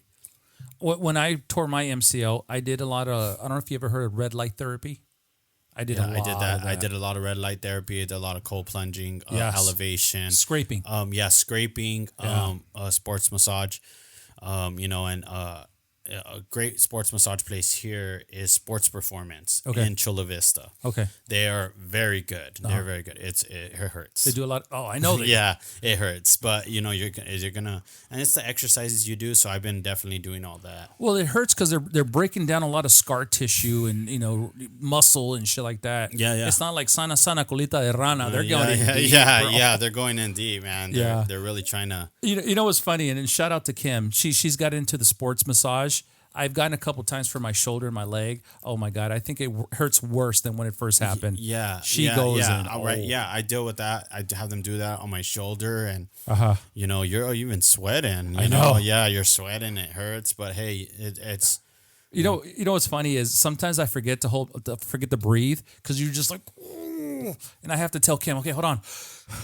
And I have to like catch my breath because she's freaking. Oh yeah, don't even worry about that, man. You should hear me. Oh my. Okay, so I'm good. I'm not the only little bitch when I get massaged. Yeah, right? yeah. I sound like that guy. You see him in a movie, he's all screaming and yelling while he's being eaten apart. It's like what is that? The 40-year-old virgin when they wax his chest. Oh yeah, yeah. I mean, you can ask Jeff too. Yeah, especially like I remember we'd have to get my hamstrings and my quads. Wow. The bicep. Hell yeah. That is crazy. Really quick, man, I have some questions right here. And I do also have some questions that people wrote in. So I want to ask, they're funny questions, but let's get into a little bit more. How much longer do you plan to do this, man? I know you're still young. Our mind says, yes, I can do it till I'm 100, but sometimes our body says, no, we can't do it till we're 100. How much more do you have? If you were to give yourself a time frame, you know what? I give myself X amount. What would you tell me? I don't know if I want to fight till 40. Yeah. But I do have some good years left. Yeah. Oh, man, it's so hard to tell because I say that and then I feel great the next day. Yeah. And then, but I don't see myself retiring like next year or something. Okay, good. But, it's going to be, I want to be a world champ. I know I have the capability and I have the work ethic.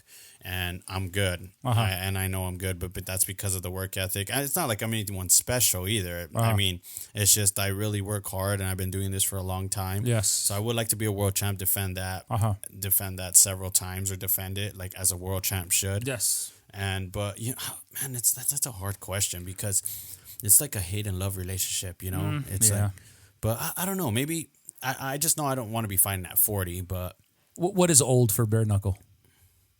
God, man, I know guys. 40? I know guys fighting in their 40s. Mike Perry, he's up there, no?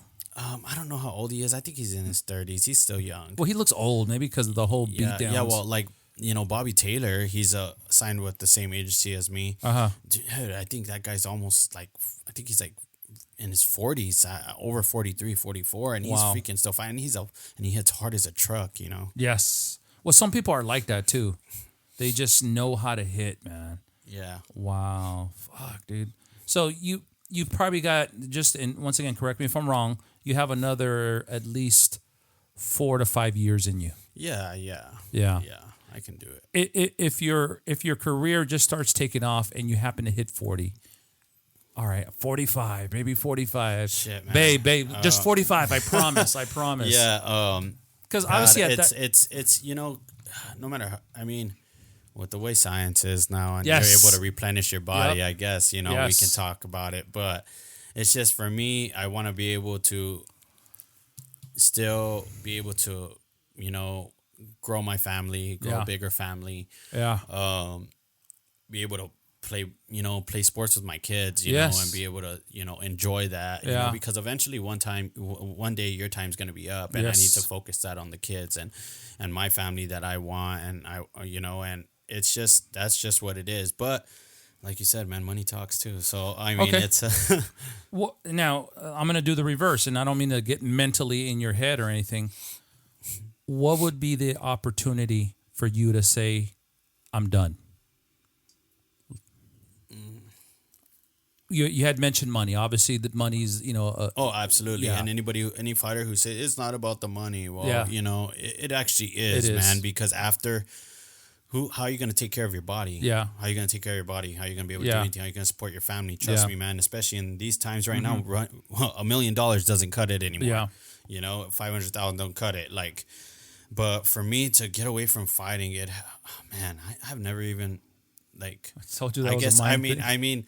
I can't get into details about it in as much as I could, but I am working on a project. Okay. And overseas in Korea. Okay. And that could lead to other things, but right now it's just been, and that's a great opportunity, by the way. It's really helped me out and kind of look abroad other than fighting. Yeah. And that's going to be some pretty cool news very, very soon. Oh, good.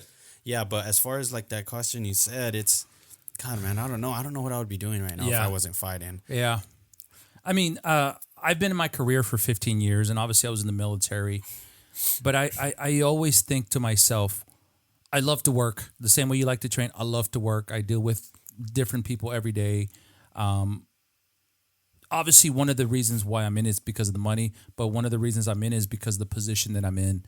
But I always think to myself, if I wake up one day and I had an opportunity to say, you know what, I'm done.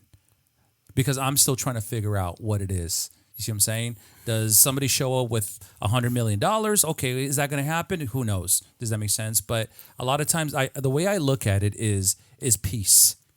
You see what I'm saying? Do I not worry about the stress of teaching? Do I not worry about the stress of doing these things? And then I'm just going to refer to you. Do you worry of not the stress of making weight or going somewhere? You see what I'm saying? So yeah. What would you trade for it right now?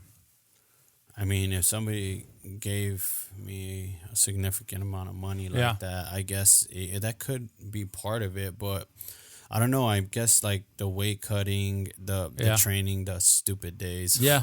Or I guess it's part of the journey too. So I guess what I'm getting at is I guess in order to have peace, you have to appreciate it more. Yeah, and I'm trying to figure that out, because for me, I'm trying to appreciate it more. Okay, does it suck to train? Yes. Do you do it majority of the time? Yes. Do you have other obligations? Yes. But you're good at it. Yeah, but when you appreciate the opportunity you've given and other people don't have that platform or they're not doing it, it gives you that peace because you're appreciating it more. Let me give you part 2 of that. Let's just say you took the opportunity, whatever the situation might be. It could be money, it could be whatever. Would you consider coaching or training or commentating or opening up your own gym or being a what is it called, a referee? I don't know. Would you still be in the industry even though you're not in there? So there is some possibilities with that. And there still is. I've actually got another opportunity recently, right now, to do my own gym. Okay. And with somebody, that I've known for a very, very long time. Mm-hmm. But when it really comes into play too, there's a lot of responsibility in that. I've seen what Jeff does, and when I really sat down and thought about it, I have so many obligations right now. If that opportunity was given and I could just leave fighting, I would choose fighting over coaching because, I mean, I think I could do a great job, but I would have to leave somebody in charge and do it because I just don't want to do it all the time. Yeah. I'm still I don't know how else to put it. I'm selfish when it comes to training. Selfish. Is it good or a bad thing to be selfish?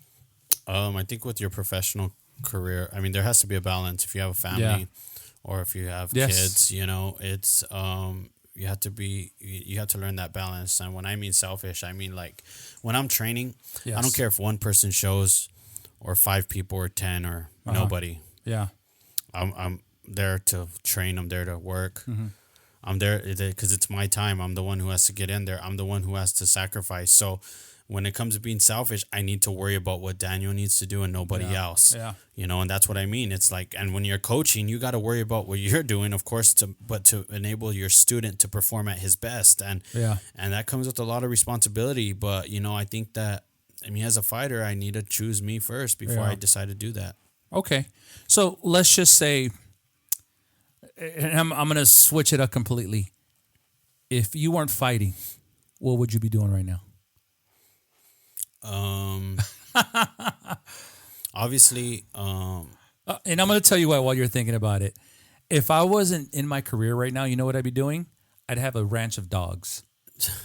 I love dogs, bro. If you walked in, I have dogs. I've had dogs all my life. My main goal, and then once again, I'm just trying to get you off your mind to it because it's a deep thought. I would just, if I wasn't doing what I'm doing right now, I'd have a ranch with probably 100 dogs, bro. You know how people have cows and you see what I'm saying? So that's what I would do. Now, if you weren't fighting, what would you be doing right now? No matter what it is. Most likely traveling. Traveling? Going back to Japan and then going to some other foreign places I haven't been. But, you know, usually spending time with some people in Japan that I'm really close to. And it's not for fighting though, right? No, it's not for fighting. Okay, well, there you go. Yeah. And then also traveling, hell yeah. Yeah, traveling to foreign places, different I don't know, experiencing different cultures. It broad my base, you know. And I would probably be doing that, and then like on my downtime, just kind of, I don't know, you know, just trying to, you know, of course, spending time with my daughter. But it's just like, the thought of traveling and just being all around, I wouldn't mind that at all. Absolutely. I've traveled, but I don't like to travel. You see what I'm saying? I like I said, I love dogs. If I can just spend hours and hours, like there's times where I don't want to go to work so I can spend time with my dogs. You see what I'm saying? I'm like, sometimes my wife sends me a picture of my dog back in the day. And I'll tell you something with my wife. Back in the day, she used to send me the sexy pictures, right? You know what I'm talking about, right? Yeah. When you're dating now, so I'm like, oh, hell yeah, I can't wait to get home. Yeah. Now, she sends me pictures of my dogs, and I'm like, oh, I can't wait to get home to my dogs. I know it sounds like, I don't know, it's just the way I am. But no more nasty time is dog time. I love my, man. I love my dogs. I love my dogs, man. I love dogs in general, but traveling, I just don't like to travel. But everybody has their own thing. Yeah. I'd be traveling. Not training. There you go. Traveling, not training. Yeah.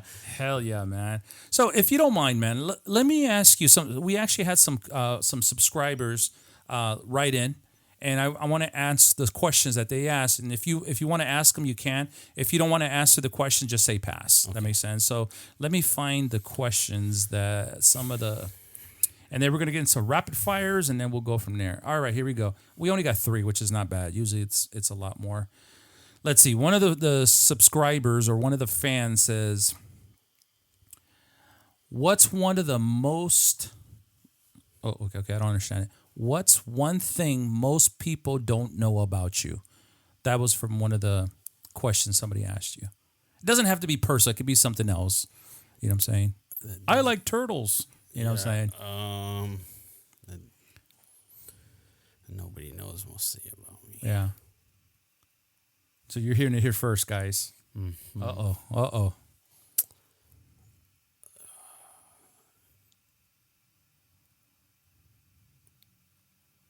God, that's a good. I mean, there's probably a lot of them. Yeah, he's trying to keep it PG. Trying to keep it PG. Hell yeah. I would say. What's one thing? Don't tell me you wear Crocs. Yeah. Oh God. Yeah, I do. There you go. I like to wear Crocs in a suit. God. All right, we'll come back to that one. Yeah, that's a hard one. Hey, I asked it, so whoever wrote that in, I asked it. It's not my fault he didn't answer it. All right, here's another one. Do you have any rituals or routines before a fight? not really. No rituals. No. Just mostly warm up. I guess you could consider it like.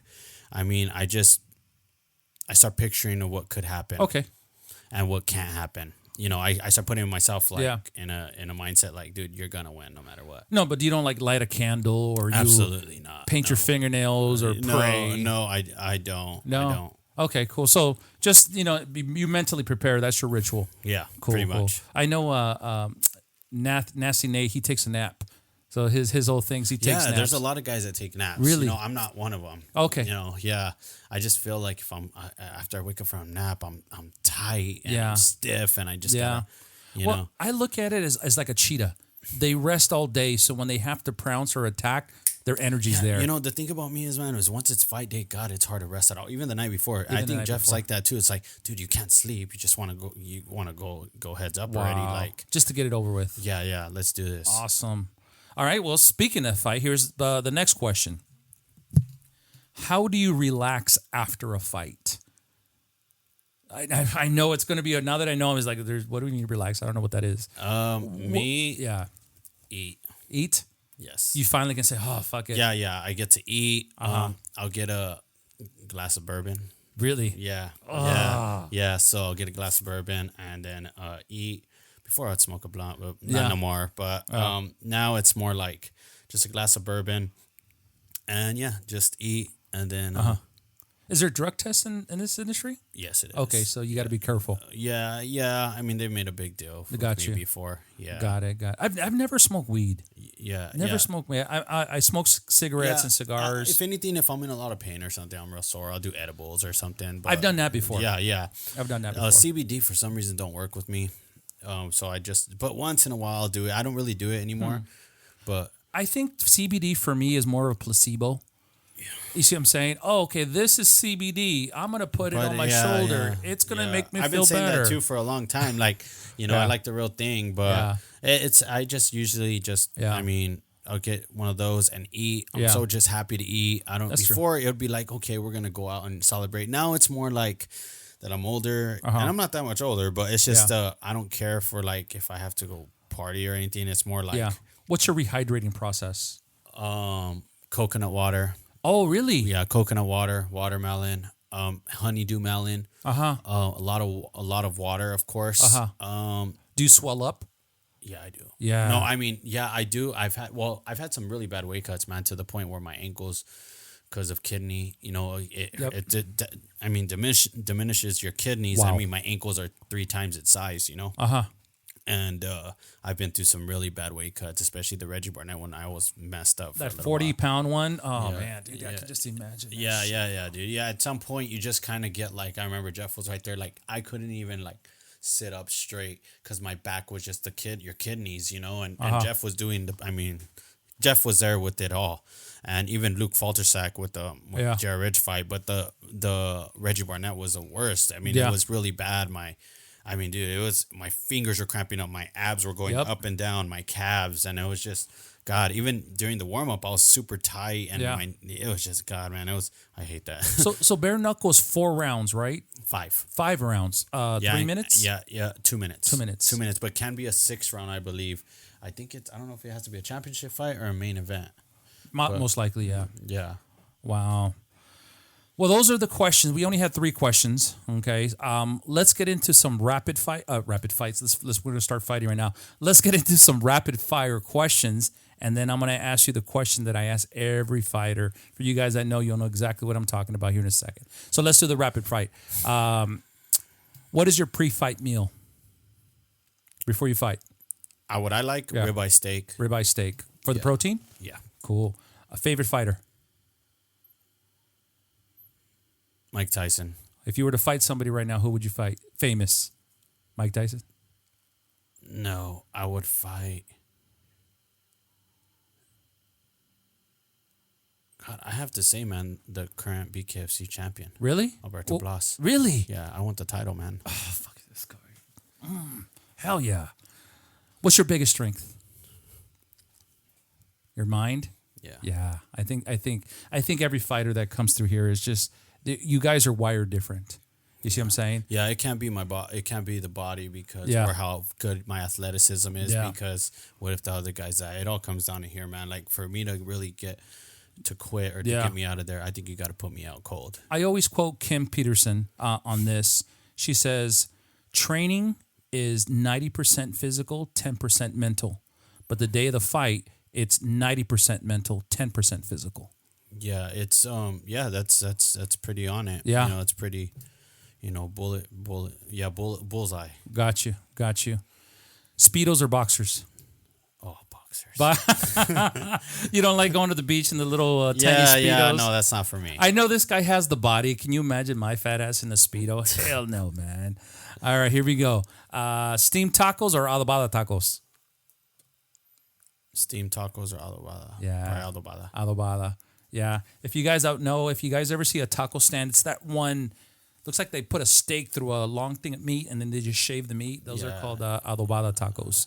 Cool. I like cabeza tacos. Oh, yeah, me too. Cabeza I tacos. love it all, man. Anything Mexican, I like it. Have you ever had brain tacos? Oh, yeah. Sesos? Yeah. Yeah, those are good. Those they use every part of the damn. Sesos, Cabeza, everything, dude. I love it. Protein powder or vitamin supplements? I don't know if you take either, but I take vitamins. Vitamins. So you're vitamin supplements. And the last rapid questions: Padres or the Dodgers? If you had to pick one of the Padres all day. Yeah. Really? Yeah, Padres. Oh hell yeah! All right, well let me go back. San Diego Chargers or the LA Chargers? San Diego. Man. It always has to be LA, man. They really dropped the ball there. I don't know, bro. I don't know. I think I fell off the bandwagon once they left. Yeah. That makes sense. I don't know if you remember. Once they left, everyone was burning their jerseys at Qualcomm Stadium. Oh yeah, They're I like, remember. the Chargers, Yeah, blah, blah. I remember. Like they're even going to like local trash cans that were near like a jersey store and just throwing them away. And it's just bro. Like, yeah, dude, they had so much support in San Diego too. They did. Man. Yeah, They you did. guys would even eat free anywhere. You freaking had Junior Seau. I mean, Seau, the Charger was the best. You remember that? Yeah. Junior Seau. Yeah. That was the best Chargers that I remember had. They had, I don't know if Phillip Rivers is still there. Was it? Yeah, Phillip Rivers, the quarterback. Oh no, Phillip Rivers was definitely still there. Yeah. Okay. Good. Wasn't it like 2 years later he left? Something like that. Yeah, He yeah. retired, no? Yeah. Okay, got you. Yeah, those are the badass days. I was a Padre fan back when Steve Garvey was on there. I just told you my age. That was back in my day. And I was a Dodger fan when Fernando Valenzuela was there because that's my last name. So as a kid, I was like, oh, Fernando Valenzuela, cool. But yeah, he recently passed too. So, what's funny is I met his son, Fernando Valenzuela Jr. He plays for the minor leagues in, this was years ago, in Temecula, Murrieta. And I remember going up to him and said, hey, bro, I'm your cousin. He goes, what do you mean? So I pulled out my driver's license. Look, my last name's Valenzuela. So he looks at it, he goes, nah, bro, you ain't my cousin. You're my brother. Orale, right. We got to all hang out. So it was pretty cool. It was funny. And my last question, brother. This is what I ask all the fighters. If you had to fight a Ninja Turtle, which Ninja Turtle would you fight and why? Raphael. Yeah. Everybody always says, nope. No, they always pick Donatello. Yeah. Yeah. Why Raphael? Because he's the most aggressive. Yeah. So you always want to fight the most, the strongest, the most. Yeah. Really. You guys heard it here. He would fight Raphael. Everyone else said, I know the last fighter, Omar, he said Michelangelo. Yeah. You see what I'm saying? And then everyone like Nate and Jeff and Momo, they said Donatello because he was the weakest. Yeah. This fucking guy. Hell yeah. So you heard it here first, guys. Daniel Alvarez would fight Raphael. All righty, bro. Well, thank you so much, brother, for coming. Thank you for enlightening me. Machete is in the house. Let's do the machete real quick. Cool. But like always, man, I always have a gift for everybody, and then I need a gift from you here in a second. My gift is the Golden Dog Tags. Oh, thank you. Yeah, man. Appreciate I was in the Marine Corps, as you already know, Yeah, and what my I like to mentor do. was too. Yeah, your brother was. Is he still in or? Oh no, my brother he discharged honorably, of course. Uh-huh. My brother was also my little brother James, the one I was talking about earlier. He was in the Marine Corps. Okay. Yeah, definitely. He was also infantry. My mentor too. He was also in Oh, hell Marine yeah. Corps. Yeah. One of my really good friends. Yeah. Albert. Alvarez Zavala. He was in the Marine Corps. I have a lot of friends. Yeah, I have a lot of friends. Yeah, all those guys, man, they just... The Marine Corps is a small community, but we're all over the place. Yeah. You see what I'm saying? And what I like to do is just to give you a little bit of piece of myself from the Marine Corps, the dog tags. Those aren't the same ones I wore, but if you look at it, there's an inscription on there. Yeah. It says, I was on the Moth Guard Out podcast hosted by the Tailor. That makes sense. Cool, so, use them, hang them, whatever you want to do with them, but that's just a little thank you from me to you. Yeah. Thank you. Now, I do need a gift from you. I need you to bless the table, brother, if you don't mind. Yes. So find anywhere on here and put on there. Now I have the Machete, so now this table is going to, it just keeps growing in worth. By the time I'm done with the podcast, table is probably going to be worth about $5 million. And you'll see it on eBay. Don't worry, man. You'll get the proceeds. Machete.